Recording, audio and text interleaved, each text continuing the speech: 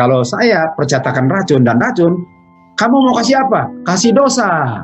Oke, masih ada percetakan kok. Bagaimana, Sen? Tapi kalau harus kasih percetakan, kira-kira, waduh, bagaimana? Dan bilang begini, kasih dosa dan dagingmu. Habis dong saya punya karir. Betul, habis. Mana yang lebih berharga, saudara-saudara? Dosa atau percetakan? Percetakan. Artinya, mana lebih besar pengorbanannya? Kasih dosa atau kasih dosa dan dagingnya? Daging dan dosa. Apakah racun hasil good works atau evil works? Evil. Artinya, good works menuntut pengorbanan kelas berat, Stan. Kalau saya mau diciptakan kembali, saya harus mengorbankan sesuatu yang paling berharga dalam kehidupan saya. Nggak mau. Silahkan, goodbye. Silahkan tidak melihat Tuhan menciptakan bumi ini lagi setelah 1000 tahun. Tapi saya mau. Yang mana, Dan? Mau yang mana, Dan? Aduh, tapi bukan main. Gara-gara punya harta, dia nggak mau lihat kehidupan. Lukas 18. Lihat itu. Kenapa? Karena bagi dia sudah tertipu bahwa dagingnya lebih berharga daripada kehidupan kekal. Lebih besar korbannya. Tuhan Yesus punya korban kalah dibandingkan dia harus tinggalkan dagingnya. Mengerikan gitu. Mengerikan ya. Bukan main. Yang hasil pekerjaan good works menuntut harganya sacrifice. Tapi di dalam sacrifice itu dia mempersiapkan disiplin. Apa disiplin? Apa disiplin di sini? Apa disiplin? Disiplin ialah untuk bisa bilang tidak. Walaupun bukan main maunya. No. Tapi kenapa daging bilang iya, tapi saya bilang tidak? Jadi mau dengar yang mana? Mau dengar daging yang bilang iya, atau mau dengar yang saya punya otak bilang tidak? Yang mana? Disiplin bilang, saya mau bilang tidak, walaupun keterlaluan maunya. Saudara-saudara, waktu daging sedang mengetuk pintu, apakah pada umumnya, apalagi sebelum belajar, sebelum dia ketuk, saya sudah ngintip di jendela, dia datang, saya sudah buka. Malahan dia nggak ketuk pun, saya buka jendela, mana dia, kok belum datang? Tuh. Apakah itu betapa kita tercantolnya dengan keinginan daging kita dulu? Apakah kita hamba dia? Kenapa Tuhan Yesus ketok kita tolak? Karena kita bilang apa? Tuhan Yesus, jangan di pintu. Karena kalau di pintu nanti dia nggak datang. Aduh, cilaka. Cilaka 12. Apakah Tuhan Yesus sedih? Tapi karena panjang sabar dia bilang apa? Saya akan datang lagi. Diusir lagi. Saya akan datang lagi. Diusir, saya datang lagi.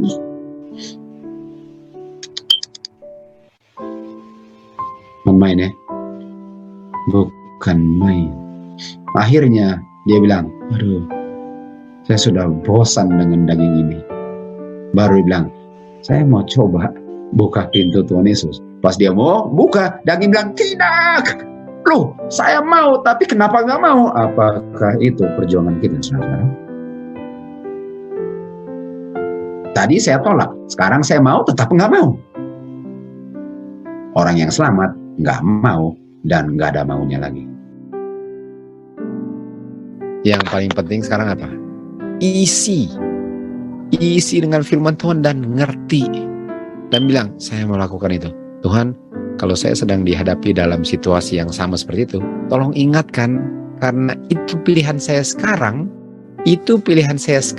untuk nanti. Daniel 1:8, He purpose in his heart that he shall not defile the temple of God. Itu pilihan saya untuk nanti.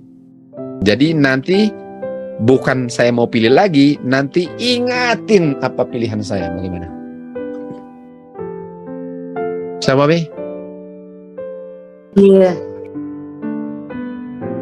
Jadi nggak usah pikir dengan lubang singa, guys. Nggak usah pikir dengan dapur api. No, don't even come close to it. Pikir tentang waktu daging mau dilayani. Karena, saya rela masuk lubang singa. Pas dikorek dagingnya meledak. Sambil bohong, betul. Padahal baru ayat hafalan. Dia yang setia dalam hal yang kecil, dalam hal yang besar nggak ada bedanya. Meledak. Artinya nggak direnungkan itu, betul? Tidak menjadikan satu. Pikirlah, kita bisa pikir kok. Tuhan, saya mau itu. Ini penting. Tuhan, tolong. Tolong, karena kadang-kadang yang saya bikin, saya nggak pikir untuk bikin. Nanti waktu udah masuk jurang baru, kenapa saya bikin ya? Bisa nggak ingatin sebelum saya bikin? Tapi ini pilihan saya. Jauh sebelum hal itu terjadi. Dan pilihan saya, yalah Tuhan, saat ada penganiayaan dan seperti sesengit apapun, saya punya pilihan untuk tidak melanggar. Karena saya cinta Tuhan. Karena saya bisa melihat cinta Tuhan kepada saya. Yang penting, tolong saya untuk tidak mempermalukan Tuhan sepahit apapun penganiayaannya. Cuma itu pilihan saya. That's it, Alim. Nah, itu aja. Saya nggak bilang ringankan penganiayaannya. Enggak. Yang saya bilang, berikan kekuatan supaya Tuhan tidak dipermalukan sesengit apapun penganiayaan yang saya harus jalankan. Cuma itu permintaan saya.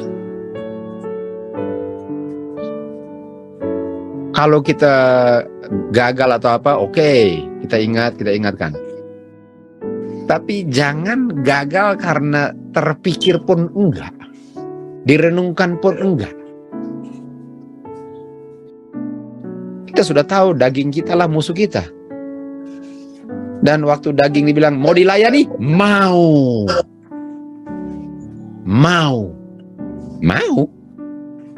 Katanya udah dibaptis, kok mau?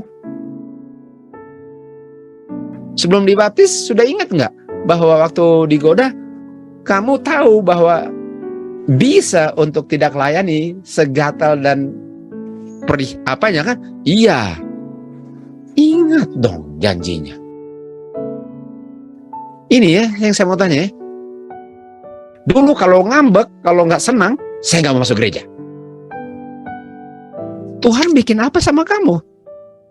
Saya nggak mau baca Alkitab. Tuhan stopin oksigennya ya? Aduh. Bagaimana? Paling kurang ngambek dengan orangnya lah, walaupun itu nggak baik. Kok Tuhan yang menderita? Kok kebenaran Tuhan itu di cut off gara-gara daging mau dilayani?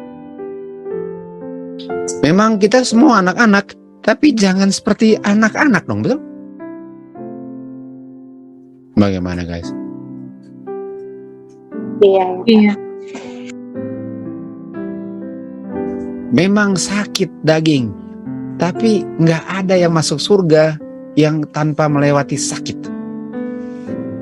Memang sedap layani daging, tapi sedap juga untuk hilang loh. Menderita, nggak apa-apa menderita. Biarin. Orang yang nggak mau menderita, dagingnya sakit ya. Saya mau bilang ini, pengecut.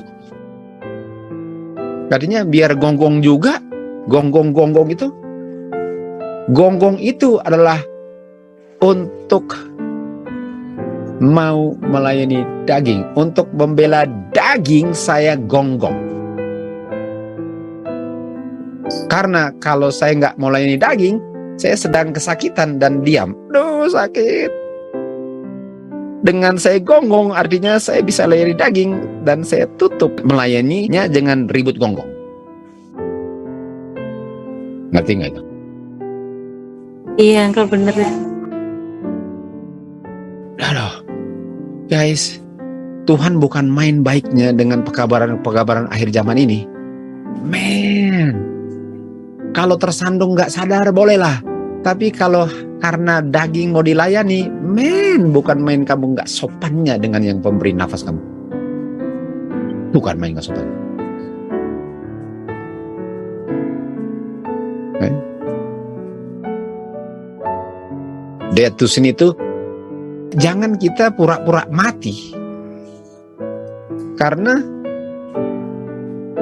waktu ada sesuatu yang saya nggak suka, masih hidup kok teh. Gimana guys? Itu bukan death to sin. Itu pura-pura death to sin.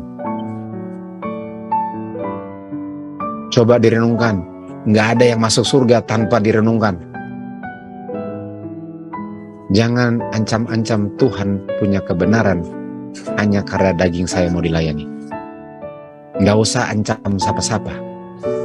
Sedihlah terhadap dirimu untuk mempermalukan Tuhan. Nggak usah ancam-ancam. Boleh gitu? Paling kurang dipikirkan, direnungkan, direncanakan. Saya kalau terjadi sesuatu dan biasanya langsung loncat ke bahtera daging, tunggu dulu, nggak secepat itu. Dipikirkanlah paling kurang sebelumnya, benar nggak? Dipikirkanlah. Jangan cepat-cepat loncat tinggalkan prinsip kebenaran. Karena orang yang cepat-cepat tinggalkan prinsip kebenaran adalah orang yang cepat-cepat juga ikut rame. Gak ada yang begitu. Kalau ada pun, tolong cepat-cepat renungkan semua ini. Lihat kebaikan Tuhan.